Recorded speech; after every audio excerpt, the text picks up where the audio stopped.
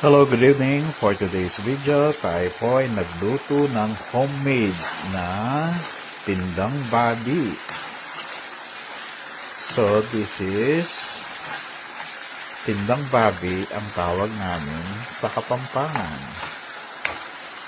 This is pork tocino. This is homemade. So, pinakulo muna natin sa tubig, tapos hinayaan natin magmantika. Ang masarap kasi dito yung sauce ay manunuot sa ating pindang babi o yung ating tocino. Ayan.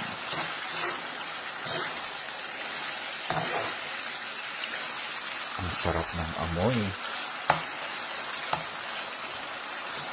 So, mag-ano ka ng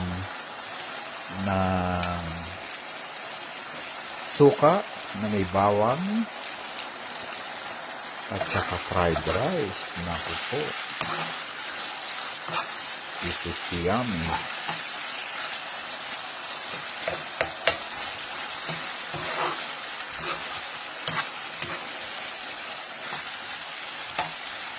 This is homemade.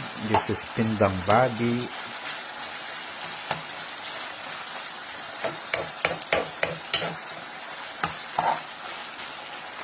Ipa-fry pa natin konti.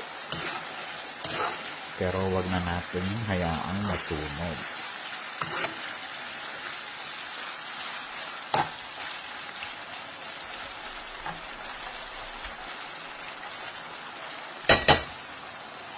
So this is our homemade pindang babi.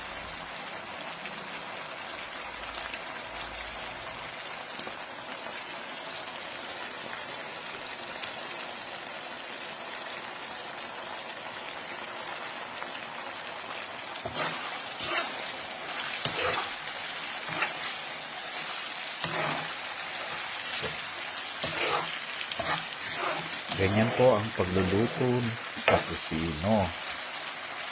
Pakukuluin mo muna para medyo lumambot yung karne. And then, hayaan mong lumabas yung mantika niya. Ayan, no? Kasi masarap din sa tocino yung medyo merong mantika. May taba-taba.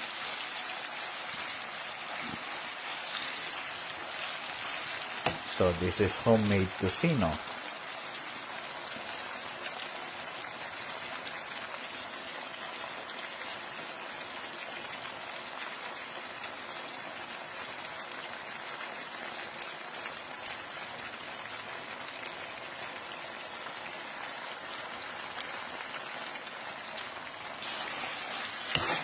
Sarap na ng amoy.